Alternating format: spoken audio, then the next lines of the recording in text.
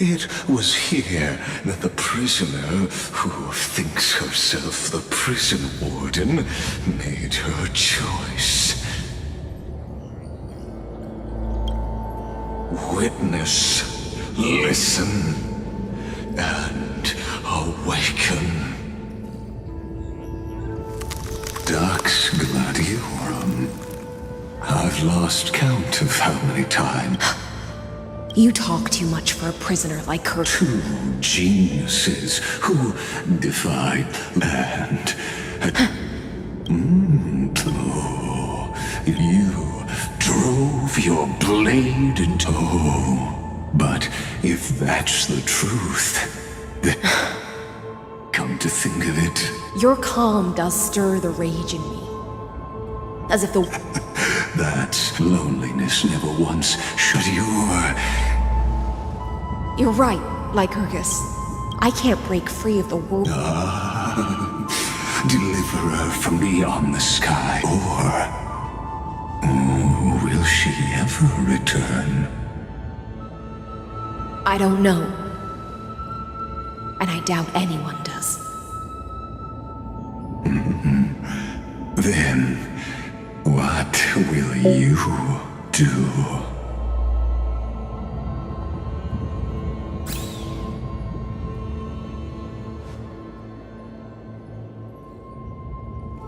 Saridra. This will be the last time I carry out your decree. Ever since you took me under your banner and made me the Dux Gladiorum, my music has belonged to others. Time and time again, I use the siren's song to lure the unwary into illusions for your schemes and strategies. Now, let the siren Electra sing for herself.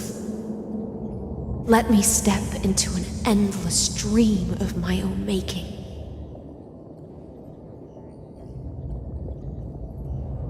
Oh, great ocean.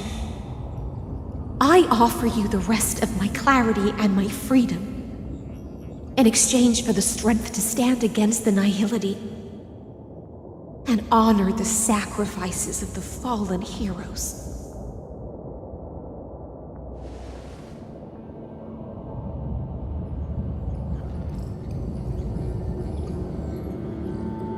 Greyfry, deliverer from beyond the sky.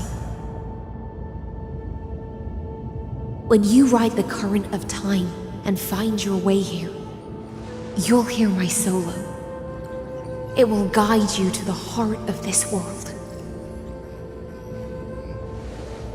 By then, I may still be lost in my self-wrought slumber, but I'll uphold my part of this long relay and guard the shackles that seal the Theoros. Do you still remember? To awaken someone from a siren's voice, you'll need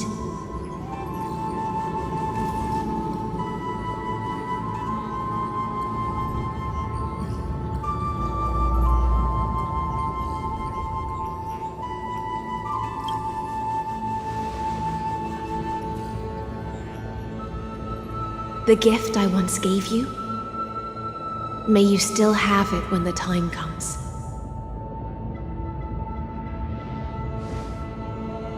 When you return, please pour that honey brew upon this grave. It holds the story of all our struggles and sacrifices. May you see it one day. The prelude Amphorius wrote for your return, carried forward through 1,000-year relay.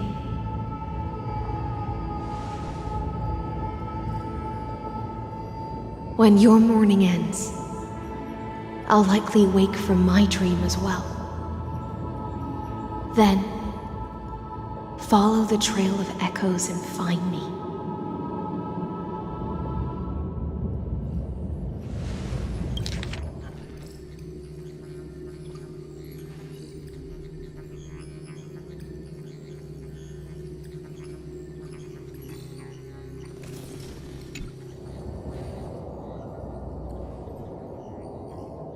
And together, we'll bring judgment upon the sinner who defiled the erudition.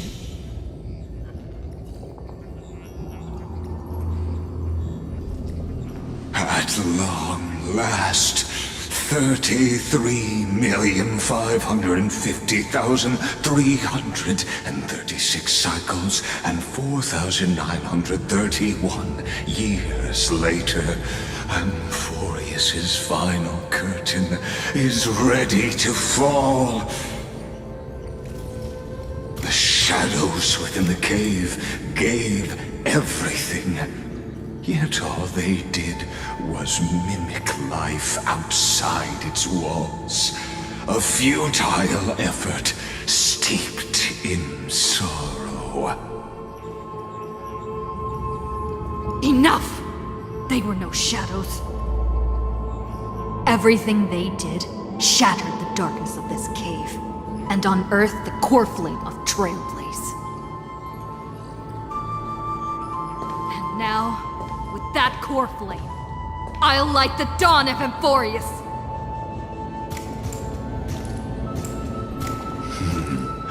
Do you still choose the will of the paths as your answer in the end? I do not agree with that answer, but I respect your tribute to them. Allow me to take back my earlier words. As an apology, and in the name of Theoros, who saw all destinies in this world, let me join you in mourning. Let us bid farewell to the heroes who sleep here. And then let us face each other and decide whose flame will rise with this new dawn.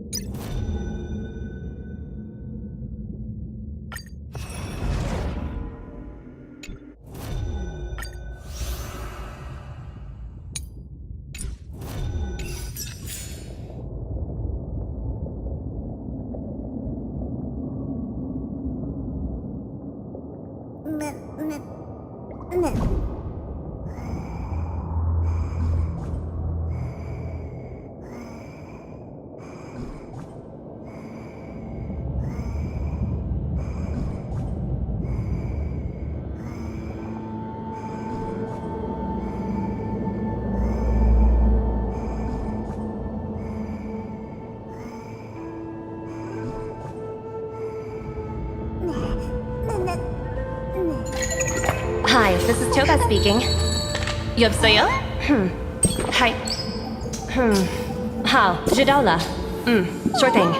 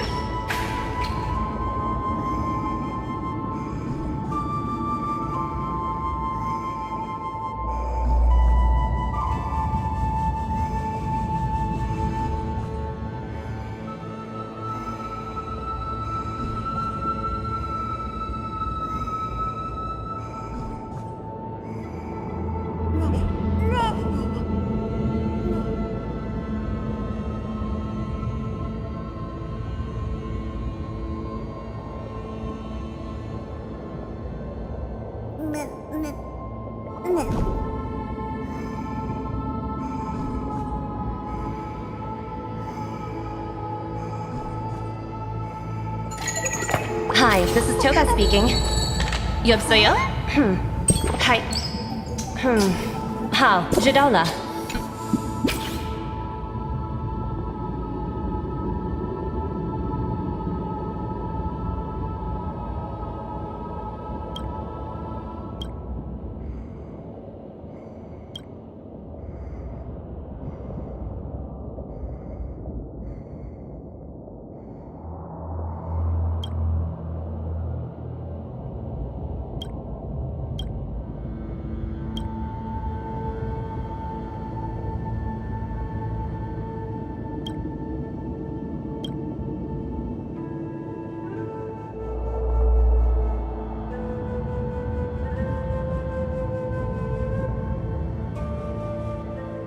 Virginia, Apollonius, Seneca, Labienus, and Cyritra. Through a brutal sacrifice, they lit the stars of law in this world, propelling Amphorius's fate forward. In the shimmering mirage of illusion, they entrusted their dreams to ride among the stars to the hero yet to come.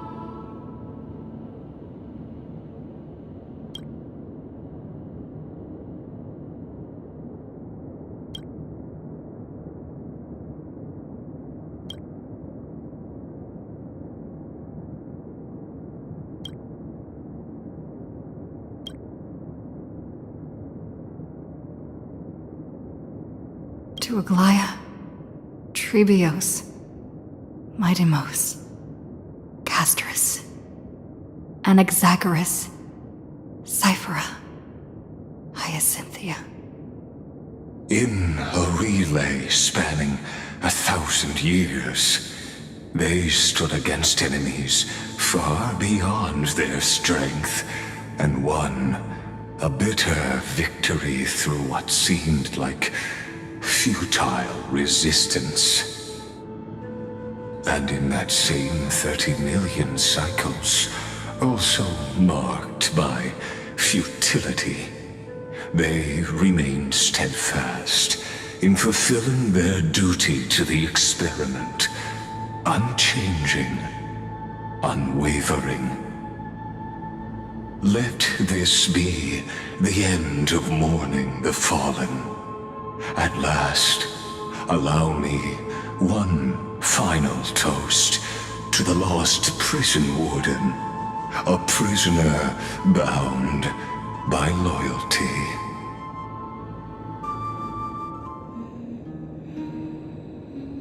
That voice. Could it be? Bathed in the honeydew of Fagusa, she will awaken from her 1,000-year dream and sing the final song of her mission. Hycelans. This tombstone of the old world serves as the anchor of the Siren's illusion, a sigil Electra used to bind herself. At the same time, it is the very thing I once proclaimed at the start of the show, a microcosm of Amphorius itself. A group of prisoners bound themselves in a cave, crowning their suffering with heroism, an epic staged with shadows and echoes. Now, destroy it. End the illusion. The Theoros will take his leave for now. And when next we meet, that shall be the moment that decides the fate of Amphorius and the entire cosmos. The prison warden's dream is nearly over, and the prisoner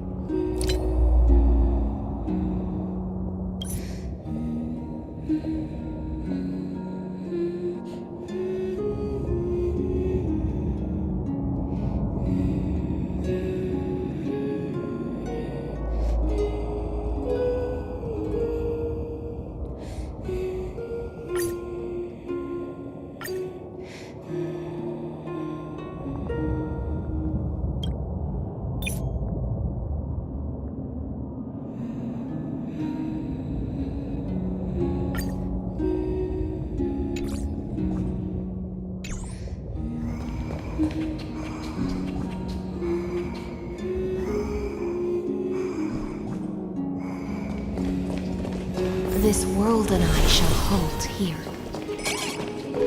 Until we meet again.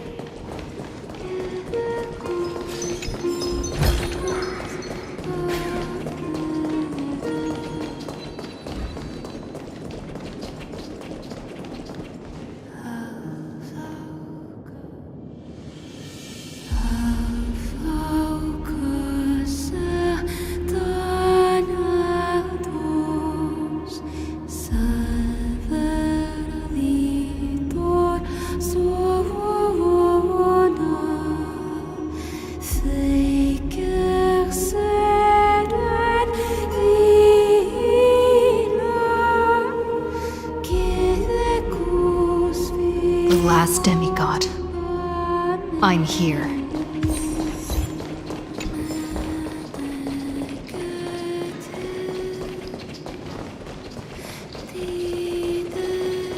Go forth for the hopes of humankind. Go forth for the duty of deliverance. Go forth for the belief in flame chase. Go forth for the Golden Blood's glory. Go forth.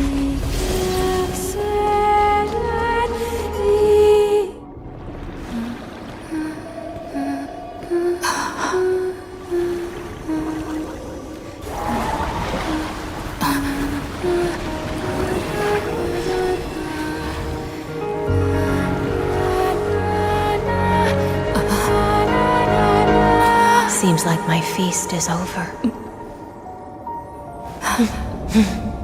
It's now your turn to perform.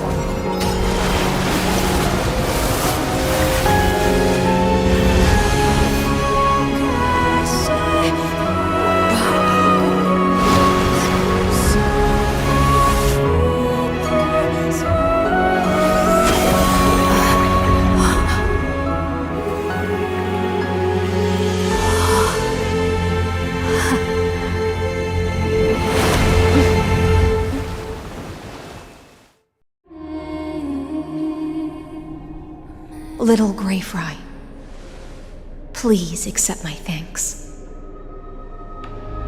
I was the only one left after the world was destroyed, and I maintained this lonesome feast with my songs.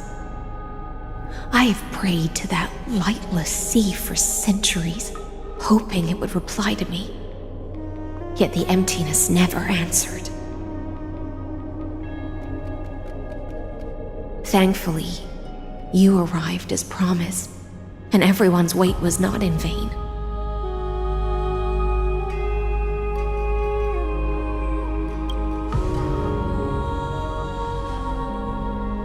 To see a single trace of light in the abyss of futility was already my greatest consolation. When compared to those who have been forgotten, I have no right to complain about my torment. Now, you and I will walk towards the end of this world. The heroes have waited for this moment for far too long. Let us use our blades to testify our resolve.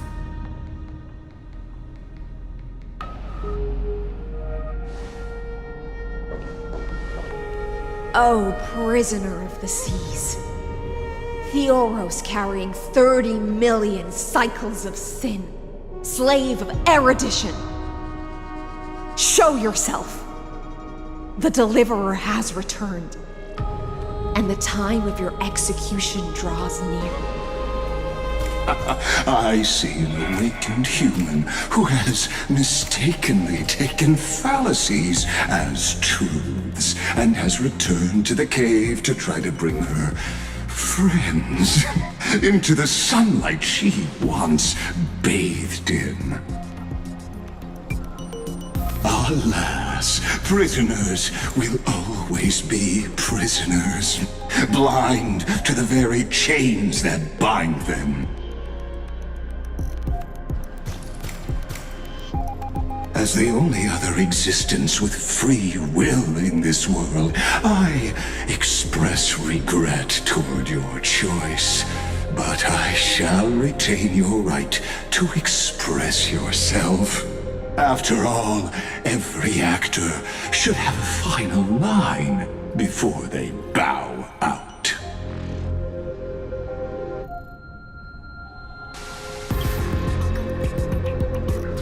I eagerly look forward to it. The last dusk this world will ever see shall become the climax that decides the fate of the cosmos. Oh, what an appropriate end.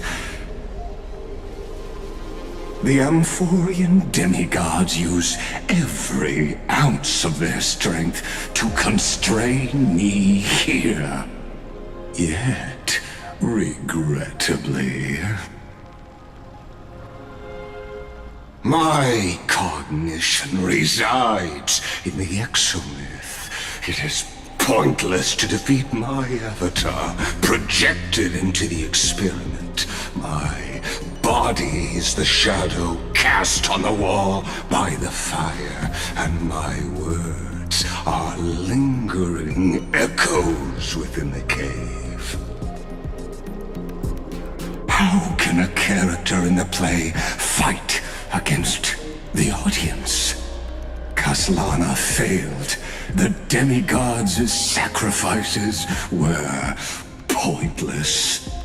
As for the two geniuses you placed such high hopes on, I ask of you, where are they now?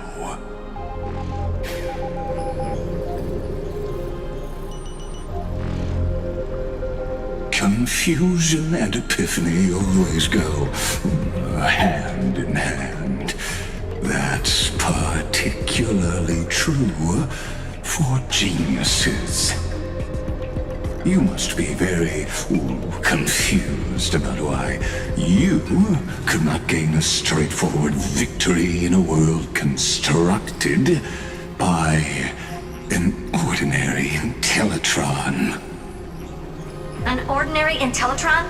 Cut the pretense, Senior Society member. We've torn off your meticulous mask and figured out Amphorius' true form. It's part of the primordial prototype machine, the first scepter ever created. In other words, a detached part of Noos's divine corpus. That's why it has the potential to destroy erudition. As for who would be able to control the Ionic system to rewrite knowledge, only one person has ever managed such a feat. You better have an explanation for the Society.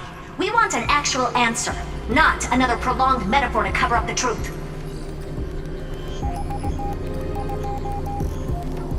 Why are you the one doing this? Answer me!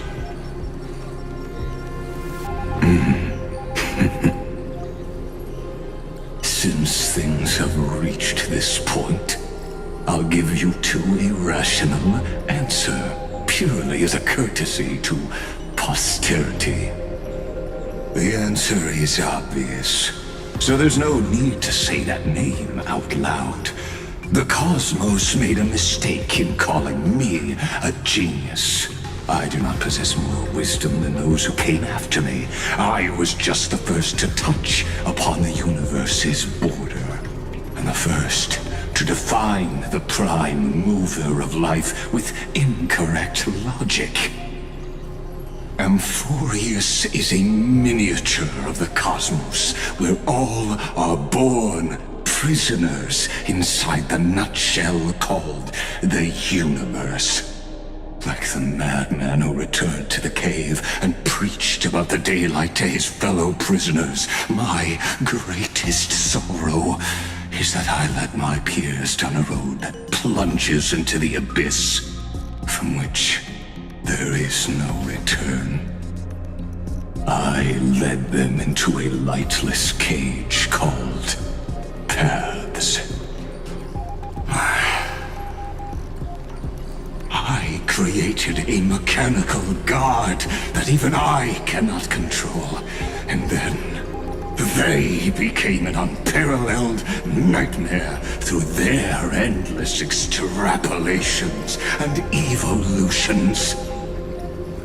They bore the name of erudition, yet they tried to define the known and to seal off all possibilities. No new rules were ever born after their ascension, and humanity will forever be shackled within the cave known as Eons.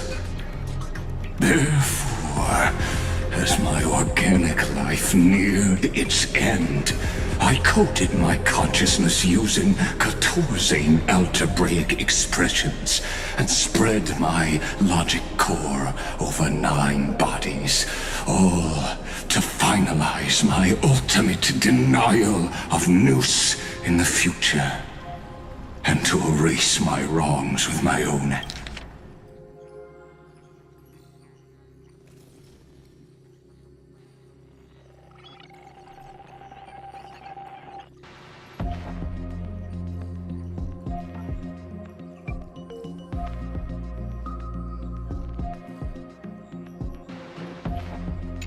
As for Lycurgus, he is only one of these 9 vessels.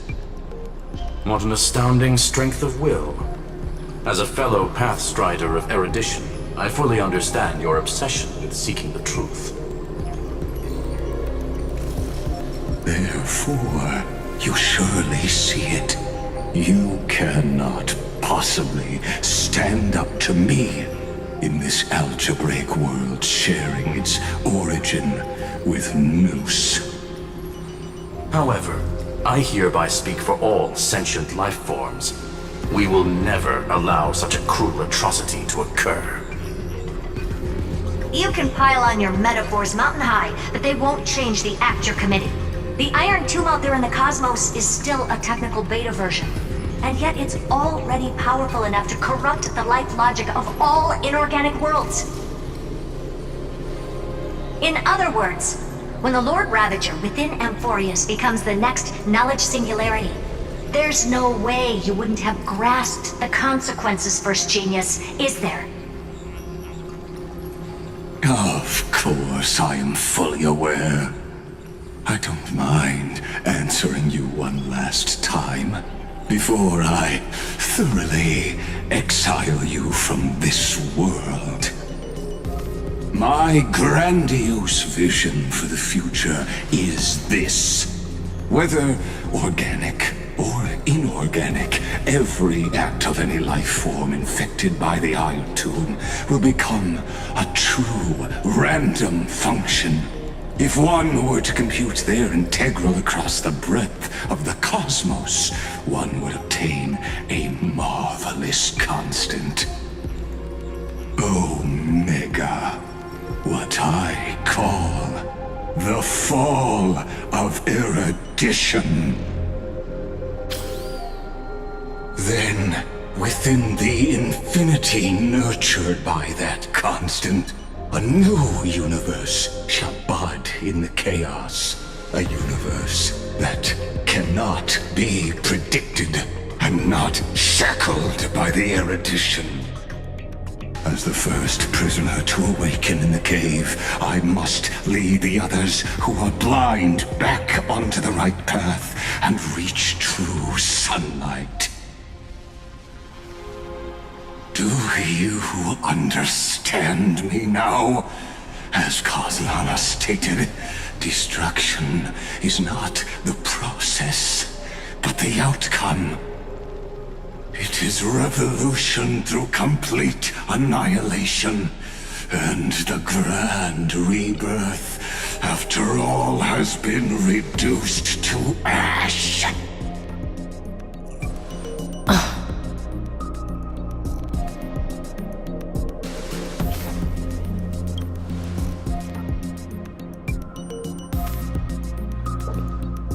The Amphorians already answered long ago.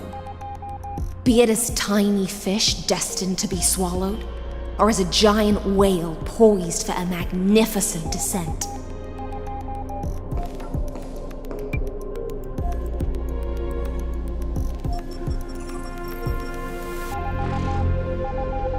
We will all fight against fate till our last breath.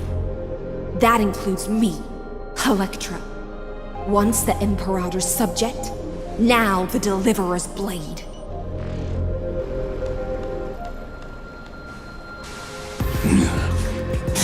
Oh, such noble chivalry. Admirable.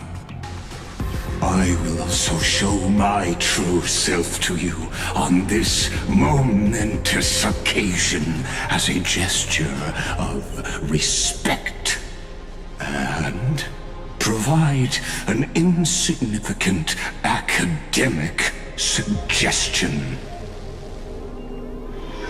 Thus speaks Genius Society number 1. Xandar 1 Kuwabara. The Entelechy of the universe's Alpha and Omega. There's no need to rage against the truth. The value of any formula resides only in its answer. As for the process of solving it, no matter how elegant, violent, solemn, or humorous, it is all utterly meaningless. As the Theoros, I will.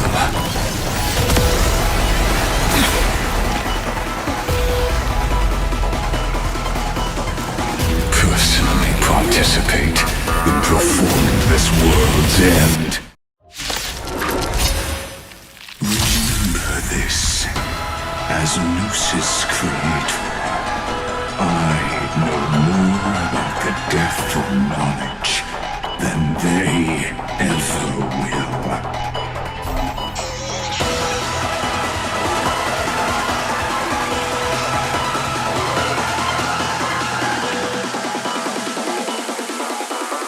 Careful. This is Lycus's true form.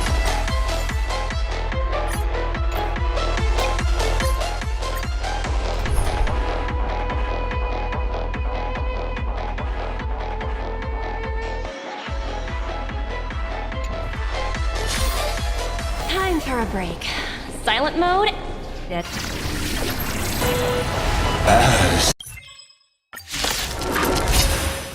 Remember this, as Gnosis Creed. Careful. This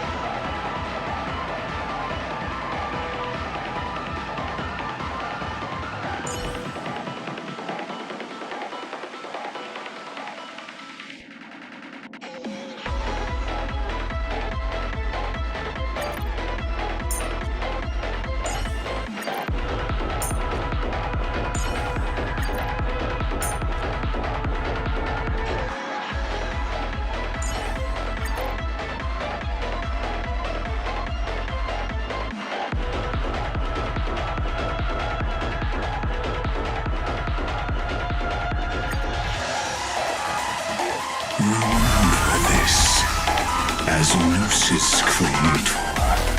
I know more about the death of knowledge than they ever will. Careful. This is Lygus' true form. The game is on.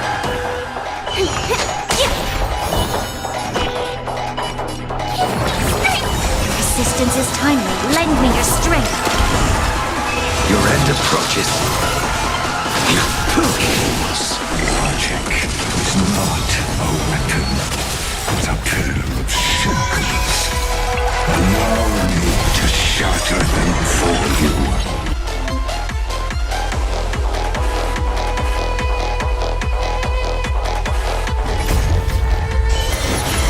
To guard and defend. Crush them. A blade knows no mercy. Can you find the answer? That paradise, savor it for me.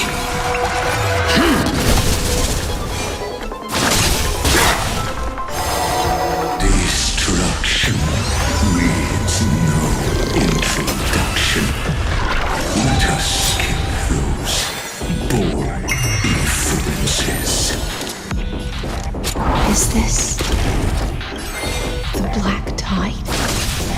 Indeed, but I prefer to call it a method of argument.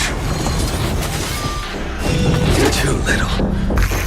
I'm gonna hold everyone back again! Protect! Unnecessary. Fiends or devils?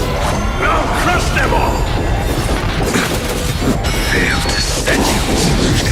Entities must not be multiplied beyond necessity. I do not mind demonstrating this to you personally. Hang in there. I'll do my best to repel this tsunami of destruction.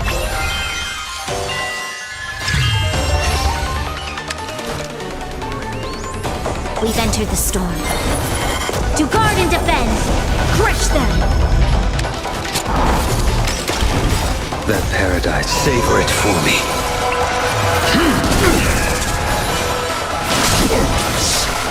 Fail to set you. Resistance is timely. Process turbulent. Virtue and difficulty. Lend me your strength. We've entered the storm. To guard and defend. Crush them. A blade knows no the fight is set. Feeling spiffy? True. I see it. Target the connector between his thoracic and lumbar vertebrae. Destroy that spot. Can you find the answer? That paradise made savor it for me. Solution. Resistance is timely.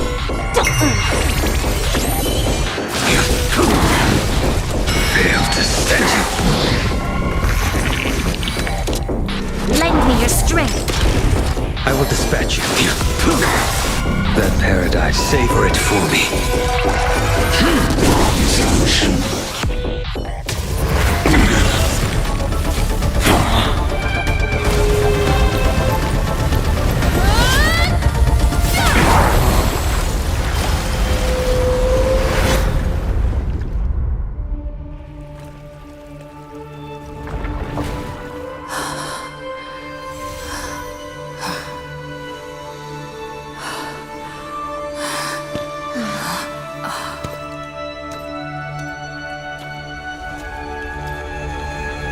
All is futile.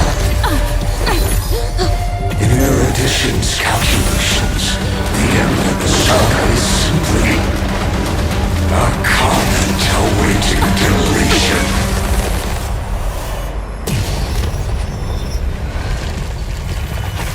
I don't like such a cold statement, okay? If numbers can decide the end of a story, then we can surely. Also, Pen and Moon, be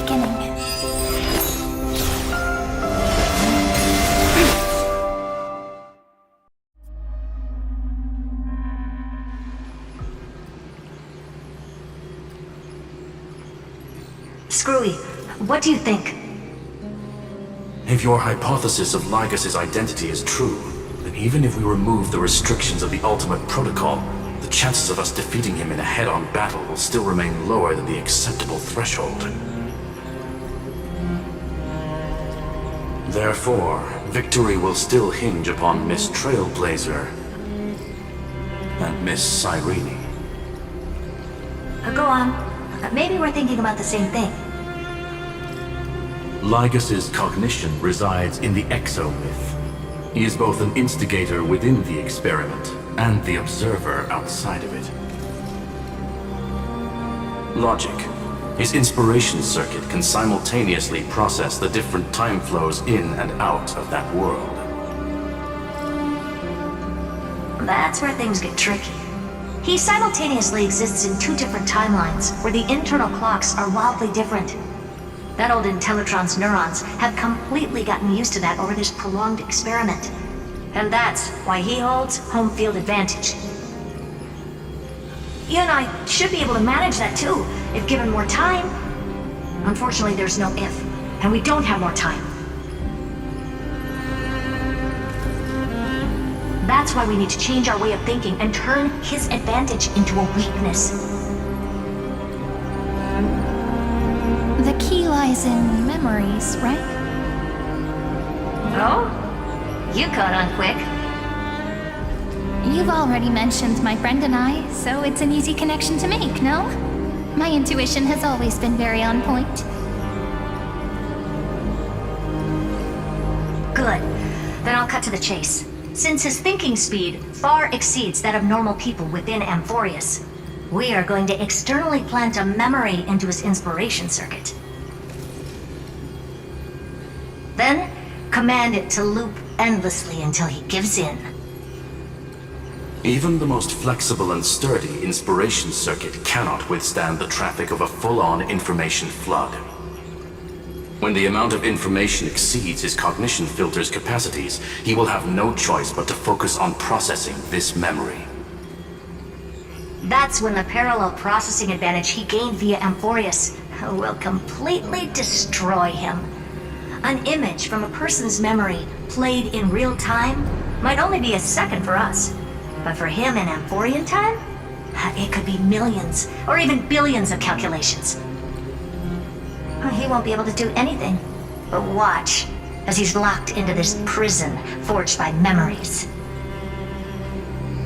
Then we can entrap him in the same kind of cycle as the heroes were in, and get him to experience loneliness and pain in that endless recurrence.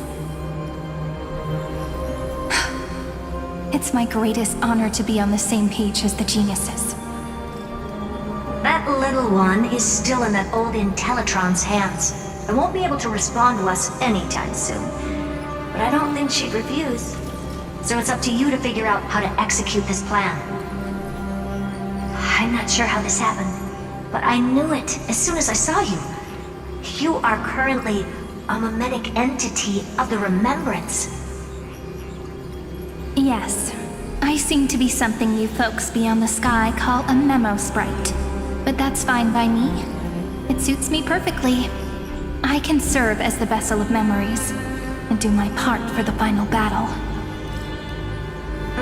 But before that, we have to tell you. The path characteristic you exhibit is very special. There's no way you're just a simple memo sprite. However, I'm sure about one thing.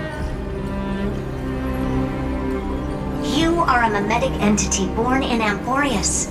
Yet you only awakened with the little one's arrival and only matured as she embarked on the path of remembrance. That means your existence is completely attached to her memories.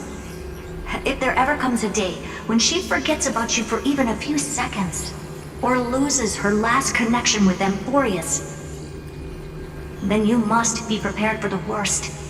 You will disappear in the memory zone, utterly gone, without even a single line of data to remember you by. But that's already happened, hasn't it? No wonder I've always had a weird hunch. But that also means I was right in thinking. long as my friend and I are together, we can do anything.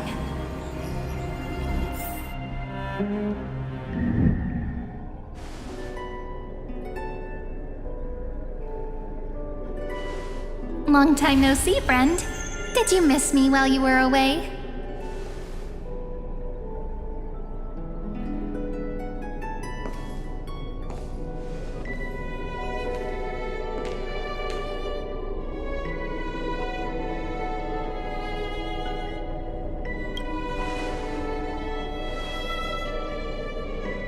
Yep, 1,000 years was such a long time. And everyone in Amphorius was waiting for the Deliverer's return. You probably already knew about the genius's plans for that memory. I had to hide really well in a corner in time so Lagus wouldn't find me, and wait for the right opportunity.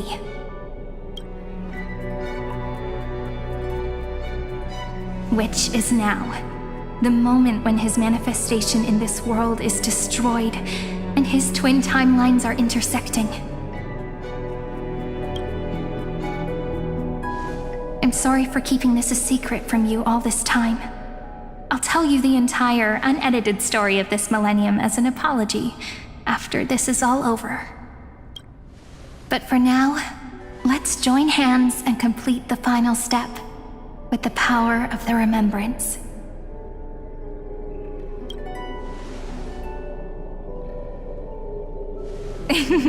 Yep. By the way, speaking of joining hands...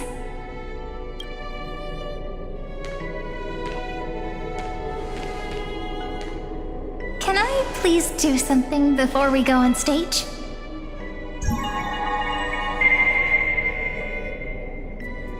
Remember the joke we made back at the Grove? Look! Aren't my hands pretty now? What a fascinating feeling.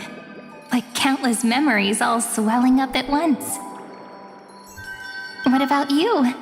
What did you feel when we touched each other? Really? That makes me really happy. If memories can move people, then it must have been a happy memory, right? Now, please remember what you're feeling right now. Write it down in your heart and keep it there. Memories you want to treasure will never fade away. Even if immersed in the long river of time, these memories will still leave traces of their existence. So, if the view in your memory ever grows fuzzy, just reach out and touch it. It's like reading bedtime stories together at night. It wipes away the chill of passing time, sharpens the outline of memory, and restores its power to nourish the spirit. Now, I'll carry this power with me, and for a little while, I must part from you, as I step into the long cycles of this world. Give me your blessings, friend. Then, let that bright future be, as we have written. Then, I'll leave it to you.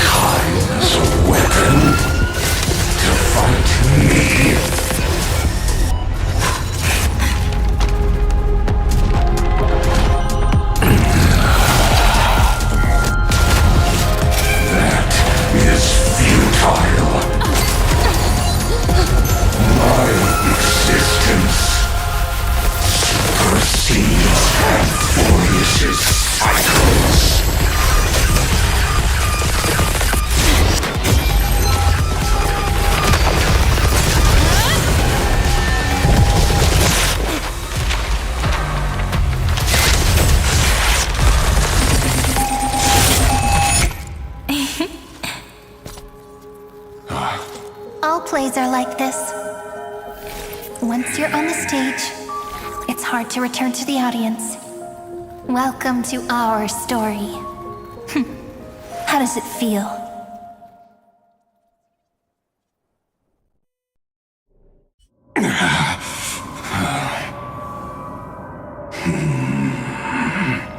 Even the authority of time cannot command the entire scepter, nor can it plunge the Amphorian extrapolation into a loop.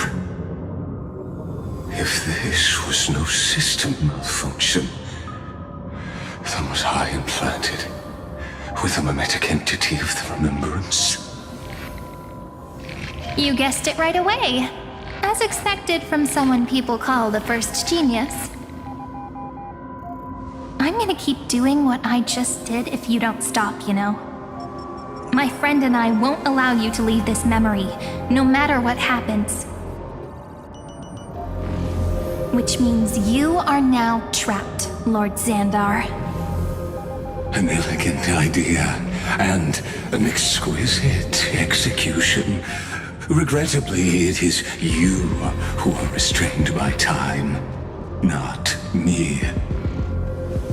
Know that patience is my greatest weapon. Waiting and victory are the same for me. You will crumble before I do in this moment stretched out to an eternity. Just like Kazlana will. Yet all I need to do is to wait, as yet another futile bug falls down the cliff and into the bottomless abyss. Now I'm a pink bug?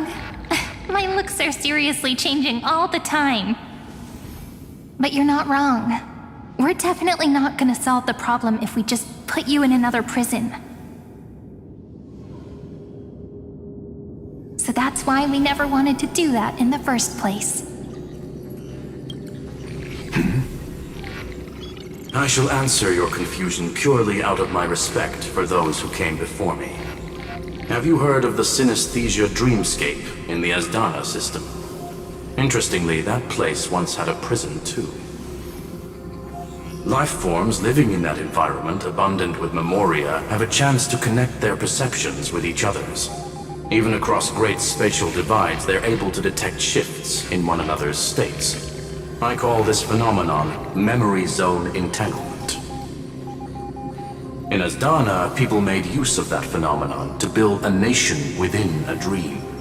After adding in the catalysts of harmony and remembrance, that is. Is that how you walked into my prison cell? Using those same principles?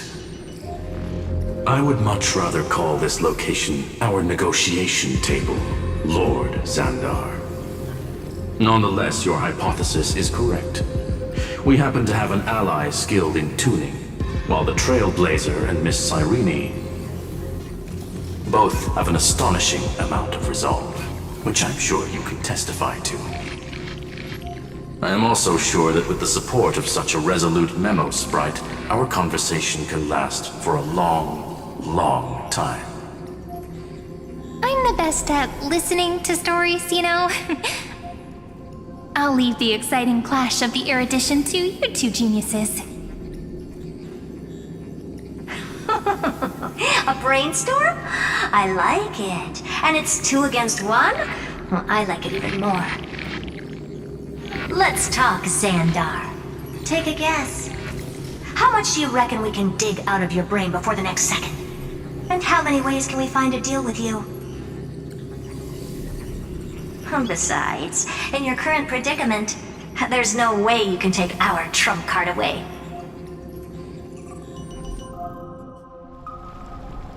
Go, little one. Go.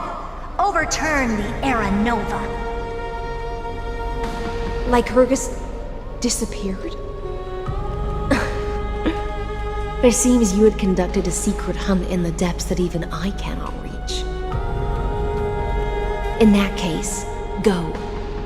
swim onward and give this campaign a fitting end. I shall send you off with my song, Greyfry. May this song penetrate time and become the prelude to the new world.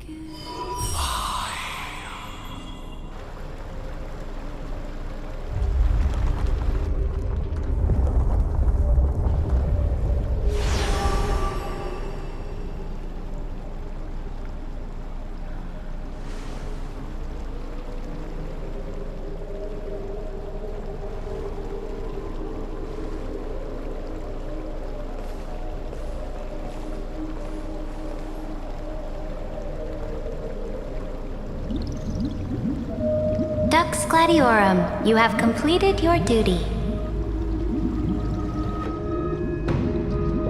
A new dawn is about to rise. Why not swim towards it?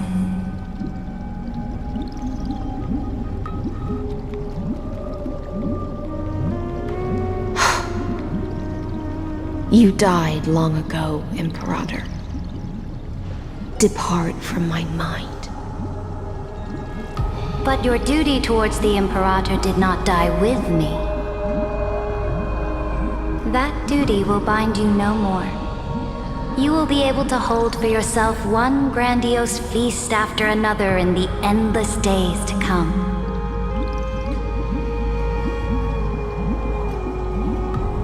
So go. Go and swim towards that ocean beyond the sky with the Deliverer.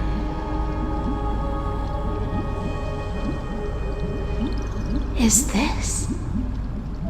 A page out of that sidekick's book.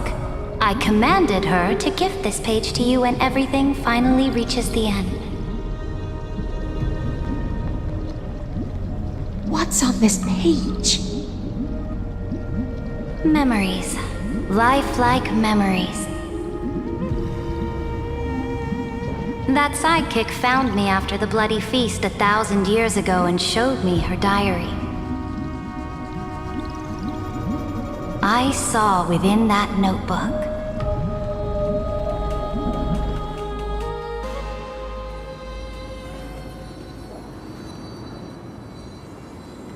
Is this that Deliverer's experience? It's truly immersive. People beyond the sky apparently utilize this power to seal past scenery into crystals they call light cones. But I only know so much about the remembrance, so I can't completely replicate the past. But I'll do my best to talk about the missing parts. I'm all ears. Go on then. Do your best. But if your chatter gets too boring, or if I deem it offensive, then law will become forever beyond your reach. Got it. I'm sure you'll find this to your liking. After all, it's human nature to want to embark on a journey into the unknown.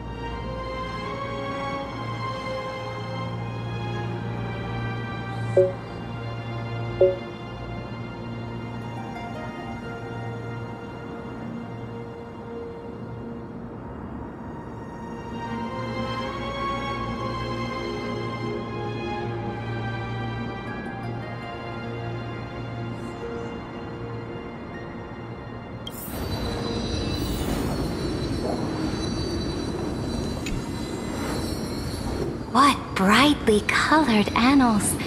The journey of the Deliverer's conquest. Let me partake in it. Is this a fortress in the sky? This is the first step of my friend's journey among the starry seas. This place is called the Herta Space Station. Just think of it as a supersized grove of Epiphany.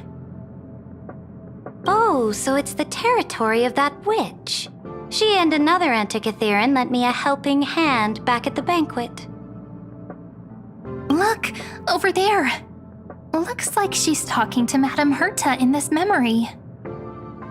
Let's go listen to what she thinks about this world, all constructed by eons and paths. Are you telling me that woman is Herta? She seems shorter than I remember.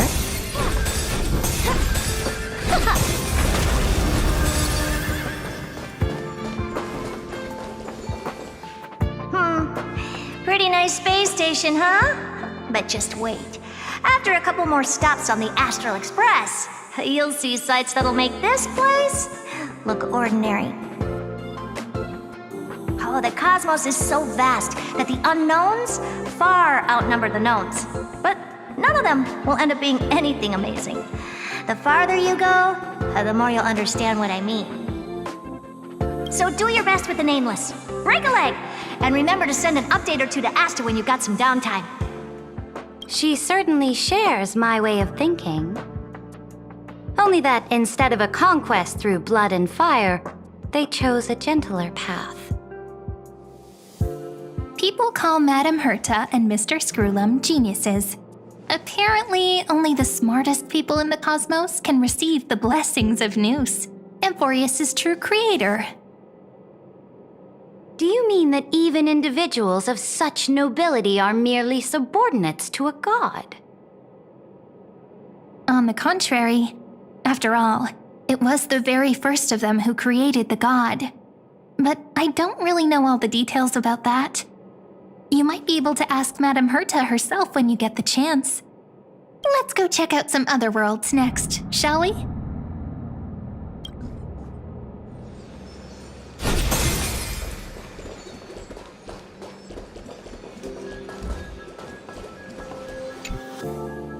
This next stop on the journey has a lot of similarities to Amphorius. A snow-covered land? Interesting. This star is named Eurylo 6. That name sounds so cold. Belobog sounds better. The girl we see here holds a similar station to you, Imperator. She's the supreme guardian of this world, a leader who took up the mantle of government during a disaster. I did not expect the Empress of this world to be so young. Well, your appearance isn't much older. The object in the distance resembles Nikador. Is it a weapon? No, it's called... It's all thanks to you that we survived the crisis. The collaboration with the IPC is both an opportunity and a challenge. Nonetheless, it's an important step in our journey back into the universe.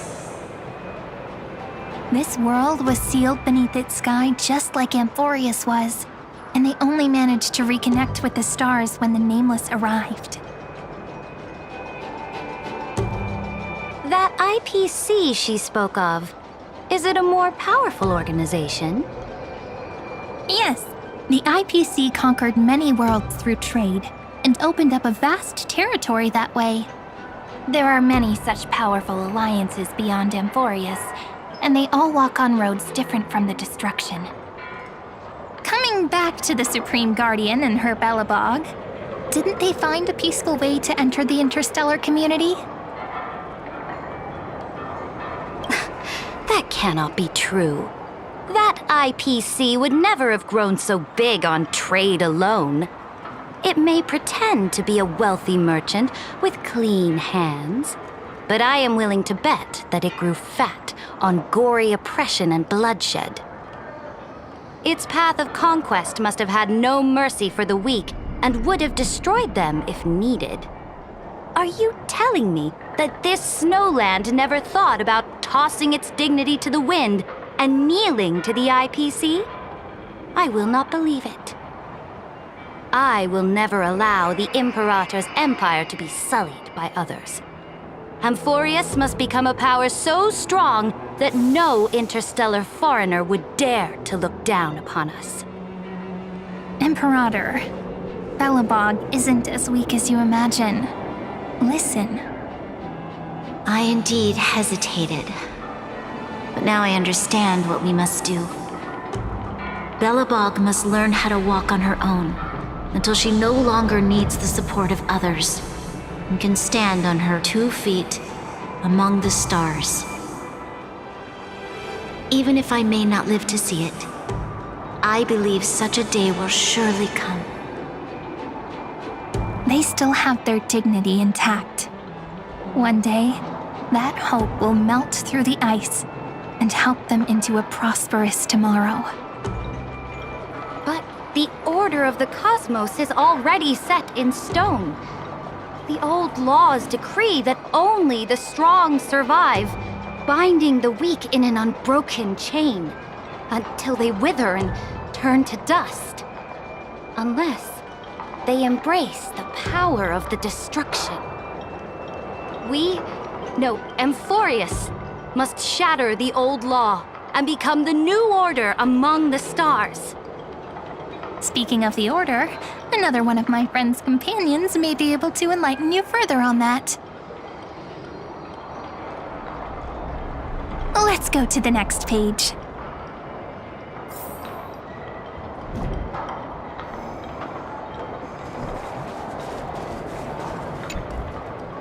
This next world is a nation of dreams. The first time I heard about that place, I didn't even know what to think. Such opulence does indeed evoke astonishment.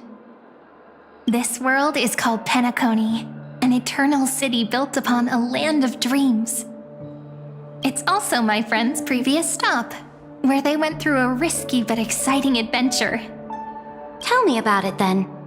That man standing afar has wings on his head. I am truly curious.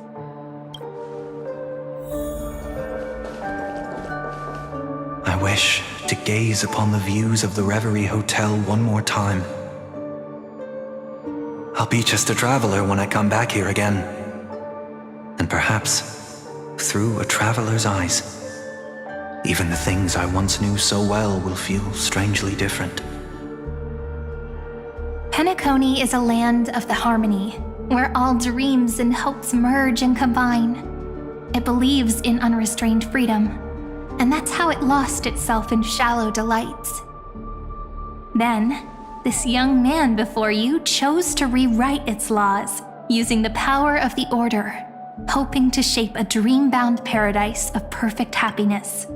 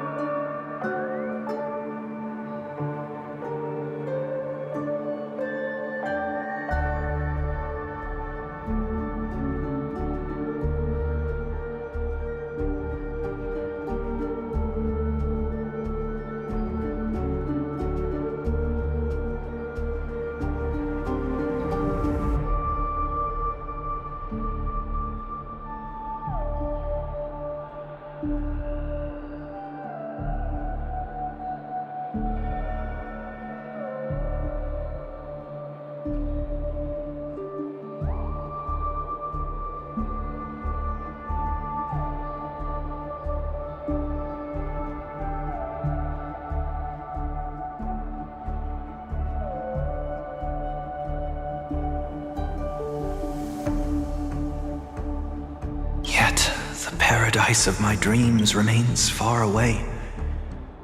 Perhaps a brief journey with the Nameless can show me more possibilities in my search for paradise. As for what Penacony should look like, it'll be up to her. No, up to their trailblazing now. Oh, it sounds like this ideal kingdom is no more. That's right.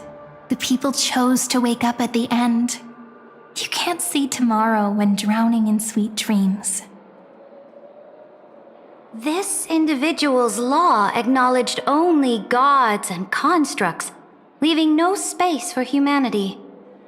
And yet, the fact that he could accept defeat and resume his journey shows a rare self-awareness and clarity of mind. You are also very self-aware, Imperator. Then you must know that the world promised by the destruction also has no place for humanity. I am indeed very aware of Lycurgus's honeyed words of deceit. I have seen enough. Take me back. Then let's wrap up this trip down memory lane with one last scene. This absolute wonder. Isn't it pretty? That's our Emporius. Our world flows and meanders in this endless band of light.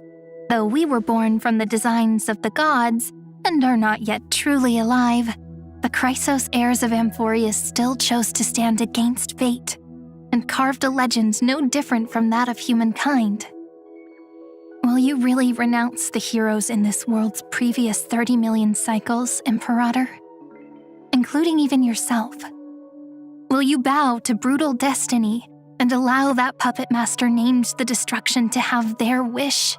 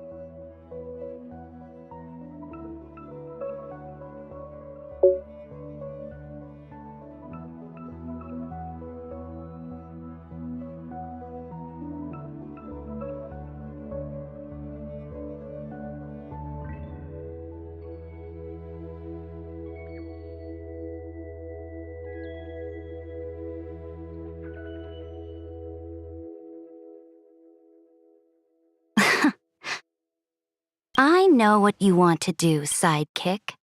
You want to use that deliverer's memories to influence me and tilt the scales of law toward her and the two geniuses.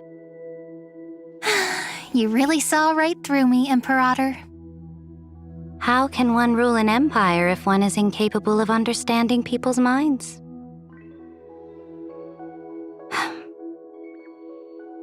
I have decided on Law's final destination.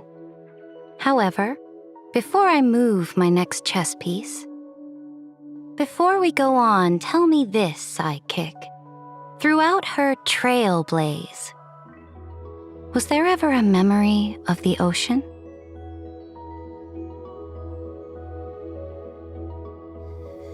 The ocean.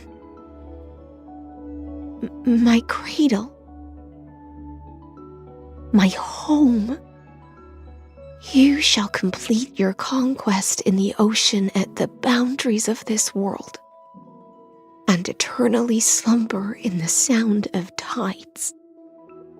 You shall eternally slumber in the sound of tides, and complete your conquest in the ocean at the boundaries of this world. Our prophecies aligned as flawlessly as a sea snake circling upon itself. An elegant loop, like a joyful hymn, like the circulating ocean current, like our two fates, like Amphorius itself.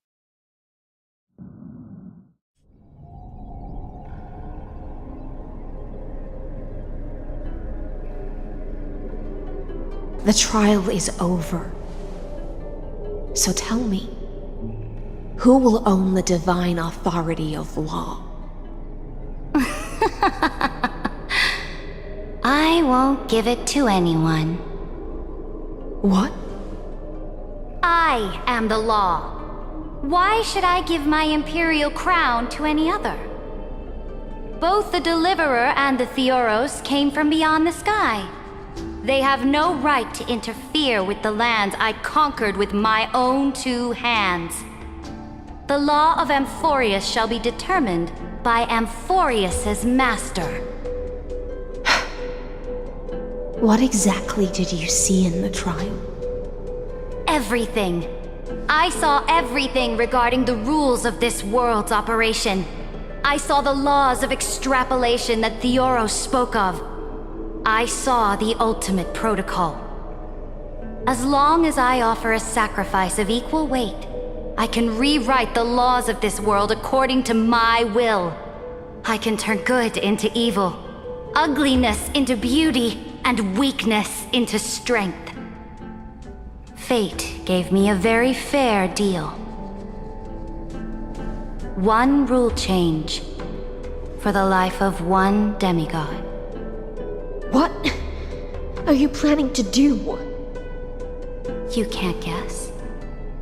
We can conquer the stars without relying on any power from beyond the sky. We just need to make some reasonable sacrifices. Your ambitions have already made so many people give up their lives for the law. And you're still not done?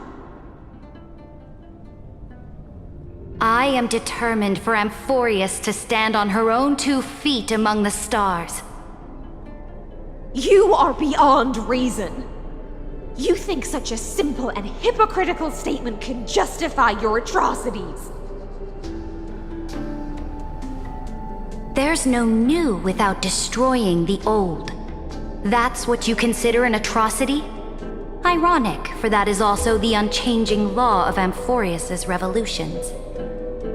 Ever since the Flame Chase prophecy resounded in the distance, fate has decreed for the Chrysos heirs to ignite our blood and illuminate this dark age. People would still be puppets of the old dynasty if it weren't for my conquests.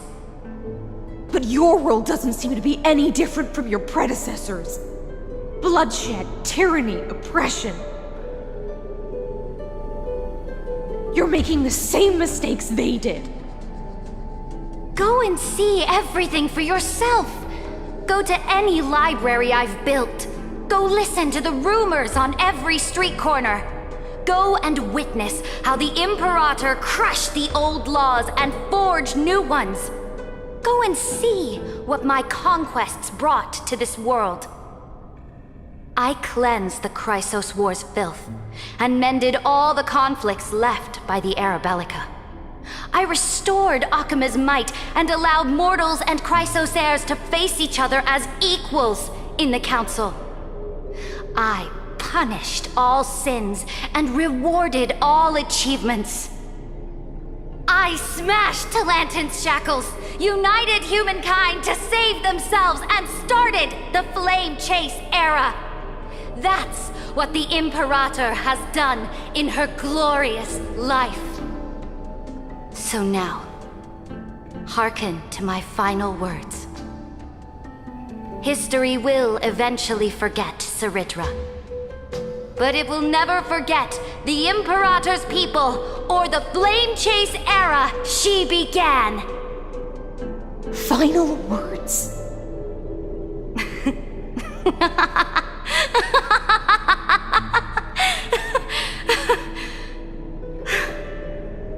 Amphorius is about to be destroyed.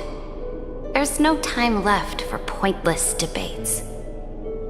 There is only one law I want to overturn to aid the final battle of deliverance. So I will only offer the life of one demigod. In the name of the Imperator, I command you one last time, Helectra. Either sacrifice yourself for conquest, or pierce this tyrant's chest with your sword. Thus, the Imperator concluded her final speech. At the end of her life, at the last moment before she stepped onto the altar, she gave her most loyal subject the choice to decide fate, just as she promised her compatriots before her very first campaign. My blood flows in you now. Heroic compatriots, follow me, and we'll seize fate's reins! The Imperator fell. Some say that the Dux Gladiorum turned traitor and killed her liege. Some say that she imprisoned the tyrant in a shallow pond of water, then left. Which meant the Imperator had to kill herself to rewrite the law.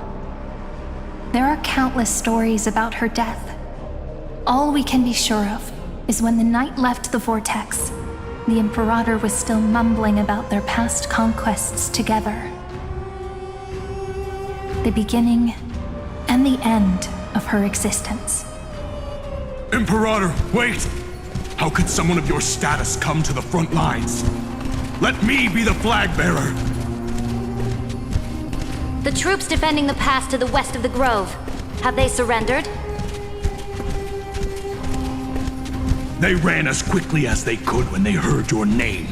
The Golden Cocoon Pass is now in the First Legion's hands. Good. What about the Delosian militia? The Third Legion set fire to the mountains and flattened everything west of the basin. They just need a few more days. That is enough. We cannot afford to miss an opportunity for victory. Lastly, how many Laedonian cannons are left? They are no more. The Second and Fourth Legions have destroyed them all. Very good. They now have no way out, no reinforcements, and no artillery support. We will be able to liberate the Grove of Epiphany in the blink of an eye. We will launch the final charge 1 quint after the curtain fall hour tomorrow. Remember, as long as the Alliance's flag still flies on my shoulders, you must keep moving forward. Take no prisoners among the enemy's soldiers. All sages who resist are to be captured and tried according to martial law. And do not destroy any books. Now go! Notify the entire army! Understood! Those who are resolved to die, we salute you. Reporting in. The mountain dwellers are resisting fiercely, and the legendary Mountain Breaker has personally engaged in battle. Their formations are nigh impenetrable. Then cease our frontal assault. Send scouts to all legions and tell them to retreat into the Tritos Plains before the parting hour. What? Are you planning to surrender? It's a strategic change of plans. The seismic walking dragon is enough for that battlefield. Walking dragon? You mean that stupid beast, Terravox? What can they even do? Stupid? No. They are the wisest of all of Giorio's creations. Only they can perceive the currents of time. Let them deal with their earthly brethren. We will advance and take the lead in defeating what remains of our enemy.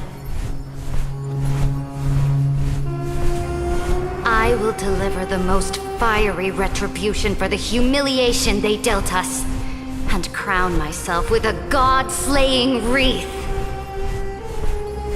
Understood. I'll see to it. Those who are resolved to die, we salute you. The Temple of the Three Fates sent a letter, Imperator. They refused to surrender, and said this letter is their last warning to us. Tell the commanding officers not to launch any attacks unless they receive the Imperator's handwritten approval. Disobedience will be punished by death. Oh, what are you doing? The priests of the Three Fates aren't soldiers, but politicians. Do not mistakenly believe they don't have a plan. These dying pests will wring out every idea from their brains, all for short-sighted gain. They are much shrewder than we are. I am inferior to them in that regard. They also have the prophecy to wield as a weapon, something I am not blessed with. Launching an unplanned attack will only disadvantage us, as all of Emporius will judge our actions. Which means I will be heading to the battlefield myself, just as I have always done. This time, however, I will go alone. I will conduct secret negotiations to ensure fate is on our side. Understood. The legions will make their preparations. Those who are resolved to die, we salute you. Why are we not allowed to march out with the army, Imperator? This will be a long voyage with no return. Those of you who bear the prophecy cannot come with me. Why are you personally leading this battle if it's doomed to fail? The Flame Chase journey cannot be without a leader. That is correct. The Empire will be without a head when the Imperator falls. But remember, as long as you seize the right opportunities, even a chaotic game will remain winnable. My departure will create a long staircase for you. You will understand what I mean when news of my death reaches your ears. Saridra, is our journey about to be over? Destroy the old laws and forge new ones. My conquest has reached its limits within the borders of Amphorius. Since the prophecy already decreed that the Imperator would never conquer the stars as she wished, I will bow out here and try no more. More Chrysos heirs bearing divine authority will be born, and many more heroes will arise. Will they demand peace or war? Will they resist tyranny or become the next Imperator? I do not care. The children of the future will decide for themselves. Do not mourn for me. Anyone can kill the Imperator, but the only one who can truly destroy her is Saridra. At the end, I faithfully recorded the most important battles in the Imperator's life. Her conquest was about to be completed at this point in the story. However, for some reason, a memory suddenly entered my mind just as I was about to put down my pen. It was a journey on a fantastical train. I had the honor of having a heart-to-heart conversation with the Imperator under the stars, and I asked her this question at the end of that discussion. How do you want history to remember you? As a hero who gave up her life for the flame chase? Or as a tyrant? She answered so quickly, as if she had made up her mind long ago. I would rather be forgotten than be defined.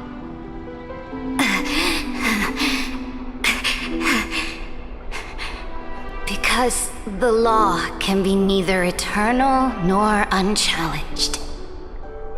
And only humanity can pen laws into history's pages. Now, I have shattered the greatest law of Amphorius. The game is nearing its end. Dux Gladiorum. Even though you killed the Imperator in the previous 30 million cycles, this time, you finally found your own law. Then, High Sealants, Electra.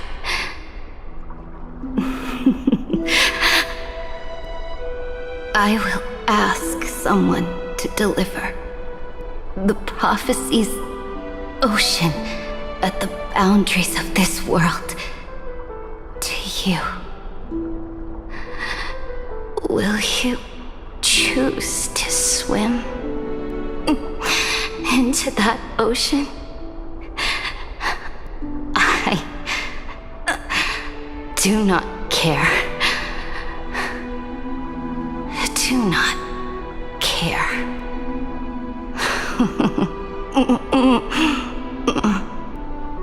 The Imperator muttered about her conquests, and news of her death spread in the city. Freedom! Liberty! The tyrant is dead! Go! Shout this news in the streets! My people, my fellow elders, do not panic. Stand your ground.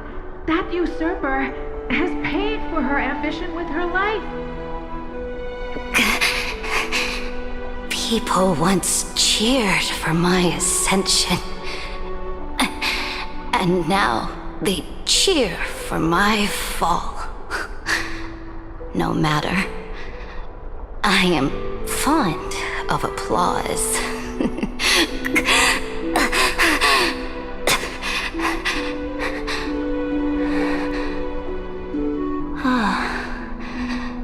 I see the cosmos, the battlefield that I cannot reach. I will return in the next cycle. The stars will hear my legion's war drums. Hear the great name of the Imperator. Hear Amphorius's Serid.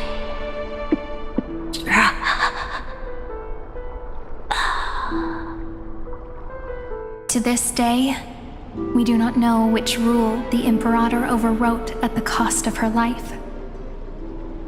Perhaps the truth will only be revealed at the moment of checkmate, just like every chess game she ever played. We only know her death inflamed Akama. On one side of the city, those who defended liberty toppled her statues to the ground. On the other side, her supporters put themselves between the masses and her monuments, declaring loudly that the Sovereign is still among the people. It is said that golden blood congealed into the same letters everywhere they fought. It was the name borne by Akama's first and final Sovereign, the Imperator Saridra. But the one who bore that name did not see any of this. Her gaze was cast far away, and the sound of tides in her ears drowned out the people's cries. What was the Imperator thinking about in that prophesized ocean at the boundaries of this world? In that shallow puddle of stagnant water? Was she reminiscing about her past conquests? Or repenting for the millions killed for the flame chase? It was neither. The Imperator only saw how the surface of the water gleamed like that crude chessboard, dissected by light and shadow in the afternoon when her teacher played against her for the first time. Look at this chessboard.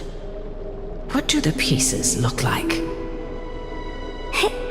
They are strangely beautiful. They look like the stars in the night sky ablaze.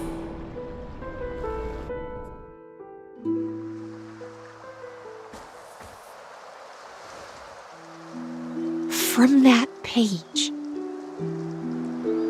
emerged an ocean so vast, so pure, not a single trace of corruption. Is this Saridra? Electra, my subject. Ever since you walked out of the tainted ocean and pledged yourself to me, I have seen the abyss in your eyes and the emptiness in your heart. That was why I promised you a new ocean, where the Imperator's ambitions would serve as the currents, and loyalty would be its light. Electra, my subject. You have done your duty as my blade. The prophecy has now made its final decree on the road I intend to walk. My conquest is doomed to never reach the stars. But the Imperator never makes empty promises. So take this memory, this ocean, beyond the sky, as witnessed by the Deliverer. This is the final gift that the Imperator can leave for her subject.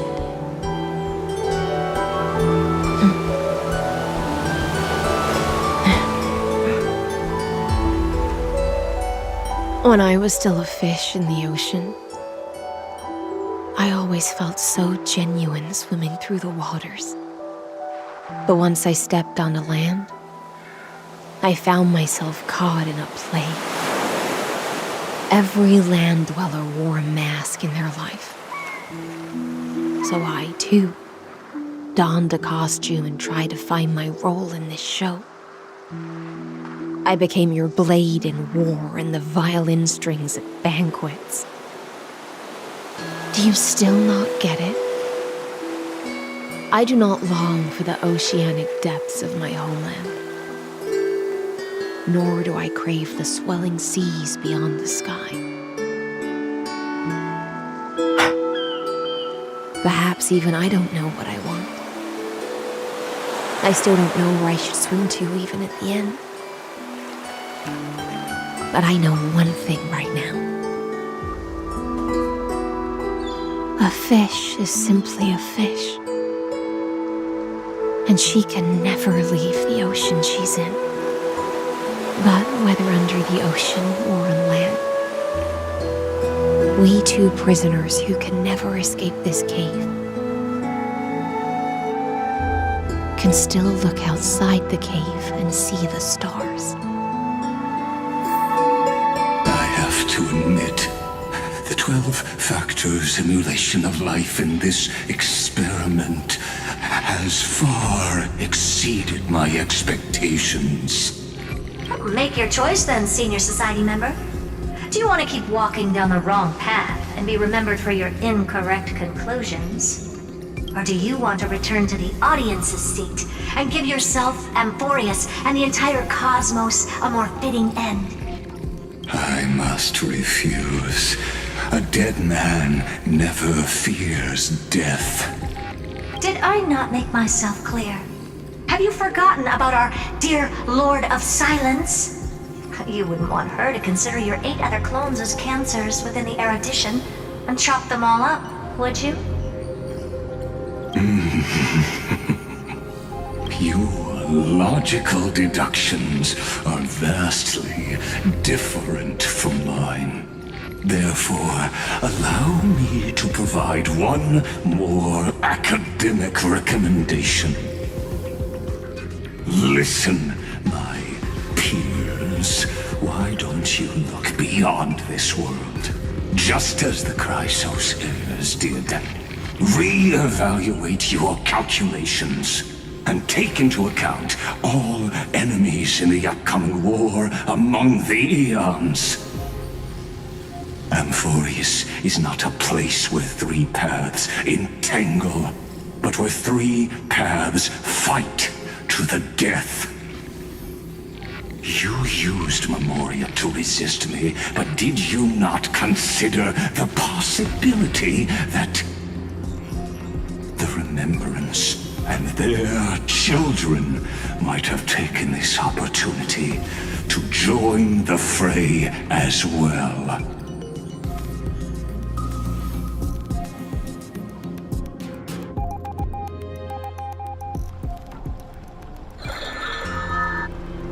Oh, so this isn't just silence. It's the answer. What was the last thing she said to you before you parted the waters at the Scale Gorge waterscape? A tricky question, but one with a simple answer. She didn't say anything back then, right?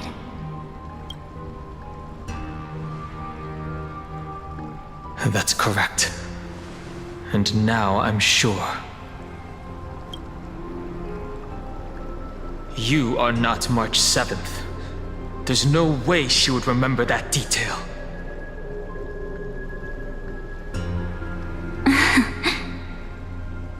I'll only warn you once. Leave her body. Now. How impulsive. That's not like you at all. Why don't you calm down and think about another possibility? I didn't take over March 7th's body. Rather, it's March 7th who regained my memories.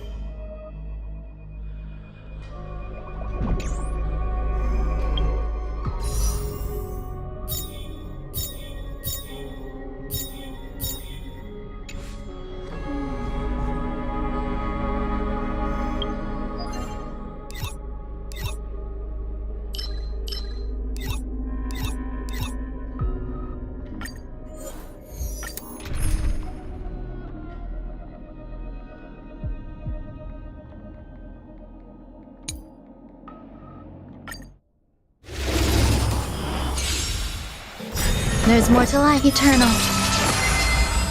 There's no backing out now, for me or you. Who's the little